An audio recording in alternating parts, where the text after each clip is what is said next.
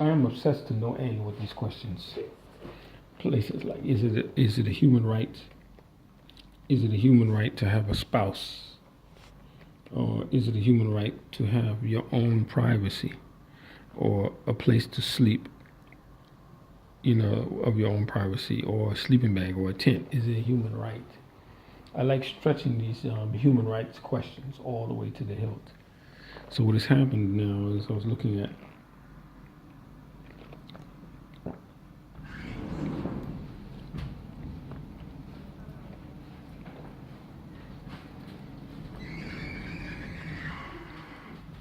this case of the 106-year-old Afghan woman faces deportation from Sweden. 106 years old. Look at the lack of compassion.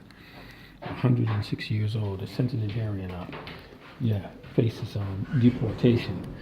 And it says advanced age. She's severely disabled and can barely speak. Her family has appealed. The only solace that she has is there's a three-tiered appeal process. 3 times. They get 3 times to appeal, which can be lengthy. This is the only solace that she has. But the thing is, other than that, um, um, there's no other relief. So it says her rejection letter, because she's Muslim ancestry, came during Ramadan. Worst of all, came during Ramadan. The family avoided telling her. My sisters were crying. My grandmother asked, "Why are you crying?" They said as soon as she discovered her request was denied, her health started deteriorating, and she suffered a debilitating stroke. It says the Swedish Migration Agency, which is equivalent to what is called here the Utlandingastoffnan. The Swedish Migration Agency confirmed the statement to the AEP. At least they confirmed. Like in the U.S., they would totally ignore it. They wouldn't even give you an answer in America. At least they gave an answer here. Confirmed that they had taken the decision regarding an expulsion in the case. Generally speaking, high age does not in itself provide grounds for asylum.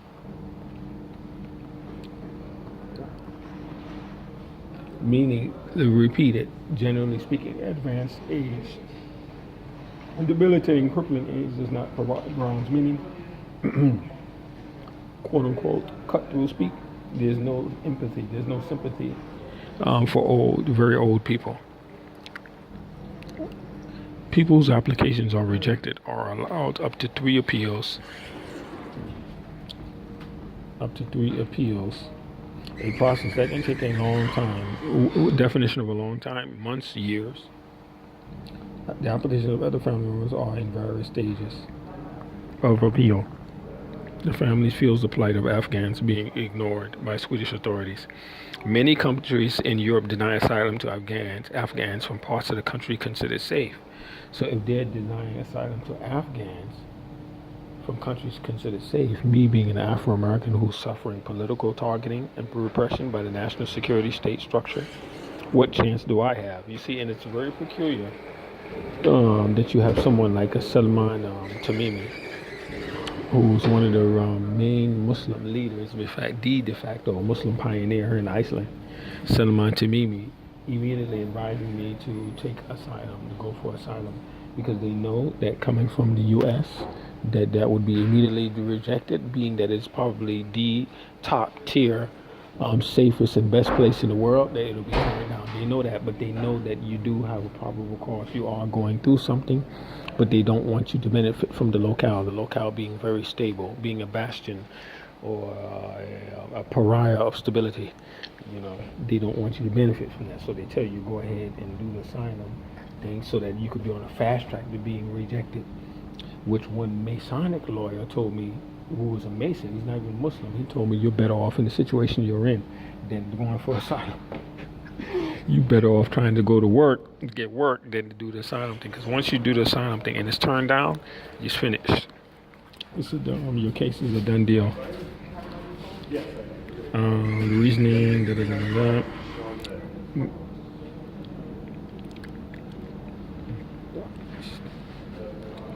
Yeah.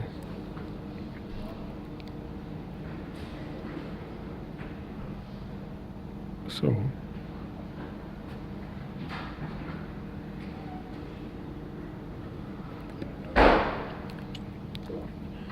is facing deportation. Right. Thank you very much. I appreciate it. Thank you very much. That's awesome. Thank you. Really nice meeting you. Maybe I might have not California. Thank you very much for everything else. You guys have lots of fun. All right. Thank you. Party too hard. We will stay in touch. Thank you. So it's facing deportation from Sweden after her asylum application was rejected. So the thing is with Selma Tamimi here in Iceland and others who are connected with Kareem Asghari's mosque, it's a sneaky, deceitful tactic in order to get me to go push in my fight against the national security, what is called the deep state in jargon, my personal fight against the deep state, to get me to go the route of a self-destructive direction towards the asylum. That would be counterproductive and it would be self-destructive, and they know that. So this is why they tried to push me in an accelerated pattern towards the asylum. See, my mother was scared because she knows there's so much racist and fascist violence out here, and especially being exposed. My mother was scared. She said, don't mention things like that to me. But what can I do? The only thing I can do is plead to the Muslims, the fellow Muslims within the sound of my voice who are listening and capable, for help. That's the only thing I can do. Is, of course, we appeal to Ya Allah, Ya Kareem. We look up to the sky, Oh Allah, Oh Creator, Oh God, help. But how He helps, we don't know. When God will help, we don't know.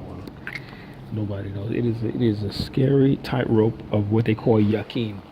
Yaqeen. This concept of yaqeen, very frightening. It is a very frightening concept because it's like you take yourself and you dangle out on a spider web, on a rope off of a building, and you hope that you don't drop. The concept is called yaqeen. Now, a very frightening concept for most people, particularly of the Western world, who depend on themselves and depend on their relationships for survival. See, but what has happened is with this national security structure, the digital warfare, the relationships that I would have, other than the ethnic background or ties that people feel that I should have, that's all been severed. The permission in the unseen world, which is called the ghaib in Arabic, might have been that I have no real ties with people of blood. And my mother told me last night, people wonder, see, you're the one at fault. You don't ever keep in touch with any relatives or any of your own people or family. And then I retorted back to my mother without being smart or without being snide or rude. I retorted, I don't have any of the numbers, Mom. I don't have any of the phone numbers of the contacts of the relatives which I'm being chided or which I'm being chastised for not keeping in touch with. Over the years, I've always wanted the numbers. The phone numbers of those relatives were never given to me out. Over and over again, my mother would never give me those numbers. And the reason why is because I'm sort of an eyesore or seen as an embarrassment, to a lot of the family. Yeah, I'm seen as an embarrassment. So she would never give me the numbers. For years, she would never give me the phone numbers. So the first chastisement I get tonight is I don't keep in touch with anybody. I don't have anybody's numbers to keep in touch with anybody. You understand what I'm saying? So the U.S. government officials also use that against me. They say he's a pariah and he's a lone wolf. He's a loner. A loner is an inference towards lone wolf. Yeah, it can be a malfeasance, a malevolence, a malicious inference towards lone wolf. If they say you're a loner, see, and it's not my choice. I really don't want to be, but I want to have relationships of my own choice. But I'm not allowed to. I'm not allowed to have those relationships. Those are interfered with and machinated. Those are manipulated. So I'm trying to create work through entrepreneurship of my own small business. I'm trying to do it, but I don't have the right as people of the soil of the land to go to the banking system. I don't have the right to go to the local domestic banking system to seek capitalization for the conceptualizations that I have, the ideas. See, the people of the soil and of the region can go to the banking system and get financial help, and from relatives and things. See, all that travel, all of that is expensive, very expensive travel. I can't afford to do that. I'm nowhere near. In fact, To elaborate further, an apartment here would cost somewhere around 200,000 kroner to be safe. 200,000 kroner is about 1,900 US dollars, 1,904 US dollars, more or less, right? 200,000 kroner, $1,900 a month you have to pay in rent. Right? So, in order to move in, you need three times that amount to move in. That's somewhat like 6,000 plus 7,000 US dollars to move in. Let's say worst case scenario, 8,000 US dollars to move in. The salary that I was offered as a truck driver for this construction firm, I would have been making about 3,500 a month, for maybe 4,500 a month. Good to do good, 4,500, $4,000 a month. So that means I would have to work without residence, without a place to live, without any domicile, and I would have to work for at least 3 months, 2 to 3 months, to have the money to put down to be able to live in a place of my own, a place to call my own home. I would have to work for like 3 months without any place out, because the rental culture here of rental apartments, unlike New York City, we have whole Left Rack City and others, whole complexes of rental units, rental barons and landlords. You don't have that here in Iceland. When they build a property here in Iceland, the only thing that they do when they build a property is they build it and they build the units to be sold, to immediately recoup their money. They don't want to wait 10 and 20 years to recoup their money from rentals. They want to sell it right away out. Yeah. So it's that same old Viking tradition, but now in the financial sense of pillage and plunder. You know, but in the financial sense, what people call greed. You know, the same old good old traditions of plunder and greed, but now in the financial structure. So they don't wait until years later to recoup their investment through long-term rentals. They sell them. They prefer to sell them. The people who do the renting are people who have already bought the units cash or by financing, and then they will rent it out to create an income for themselves. They rent it out to create income for themselves. Sometimes they buy 2 units and 3 units on financing, and the rental rate that they charge covers the loan, and then on top of the loan they make some money. If they buy 3 or 4 units and then create rental units, they make money on top of the loan. Now, whatever the loans, the service amount is for the loan for purchasing that apartment or flat, they make money over that by renting it to somebody like you and I. That's how they make money. This is what they do, because the owners of the buildings do not exclusively rent like we have back home. Rental properties, rental buildings, apartment buildings. They don't do any of that here. They do not do that here. This is very discouraged. They want to get their money quick. People who spent the money building the building, so they sell the units. So if a unit is 200,000 that you want, a nice little apartment, 200,000 kroner a month, which is about 1,900 US dollars a month, you would have to have that times 3 or times 4 to move in. That was like 8,000-9,000 US dollars. How quickly can I make that money? 8 or 9,000, being low skill.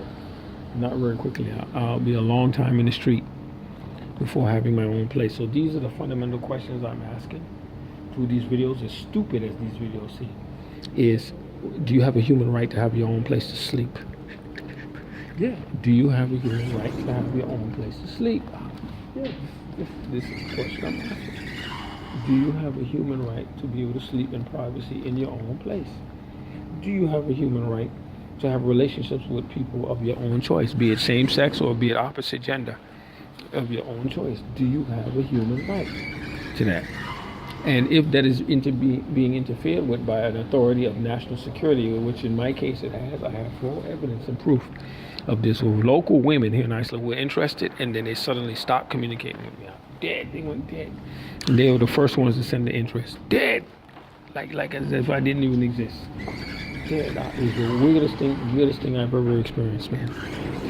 They send the first interest, and then they never contact me again. Very weird, very weird. And I believe there's some kind of operation with the input of Americans from America back home to ensure that I don't have a relationship safety net, since I have no economic safety net, no relationship safety net. to rely on, so that what the term they use on us is like slackers, loafers.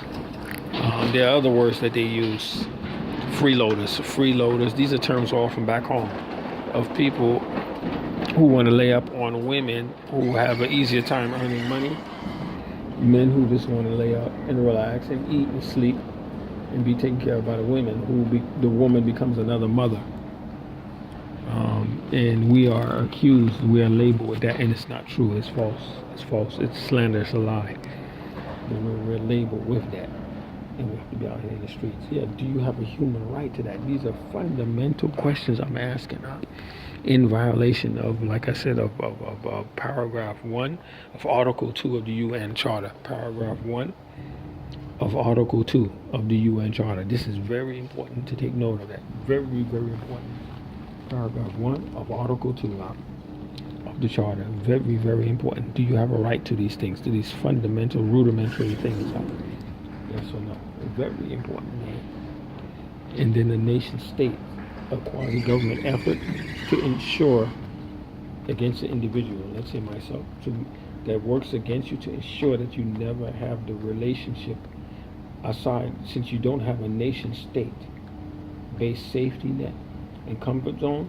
This effort then ensures that you never have a relationship, personal, private sector, personal safety net of relationships, intimate relationships. You'll never have that. This is real deep stuff, man.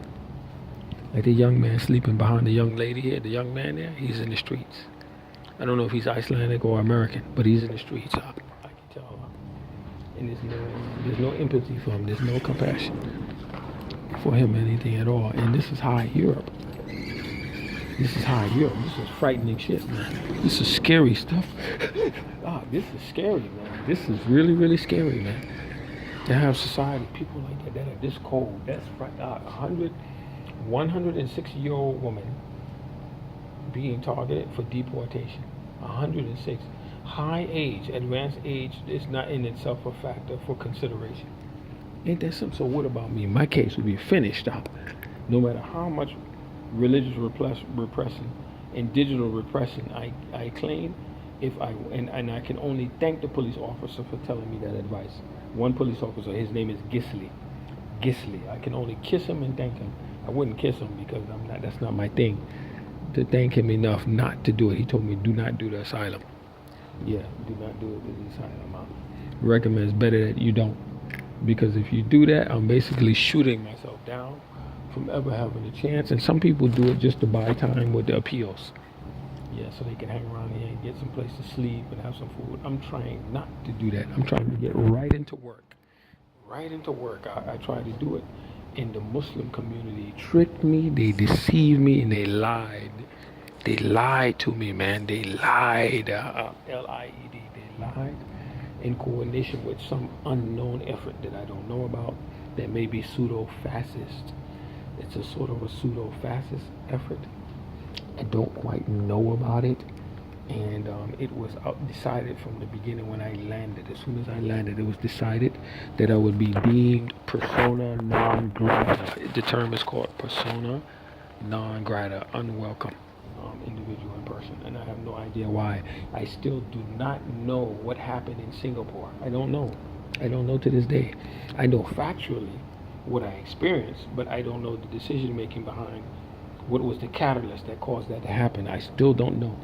8 years on, I still don't know what happened to this day. And I came here possibly to try to find out what happened. I was trying to find out, but the Muslim community has been playing big games with me, man. Big, huge games, cruel games. C-R-U-E-L, and they would say, this is the test, this is the will of God, this is the will of Allah. Allah is doing this to you. He wants you to test you to make you stronger. He's beating you, he's this, that. I don't believe any of that, man. I don't believe that. I don't believe God is this cruel.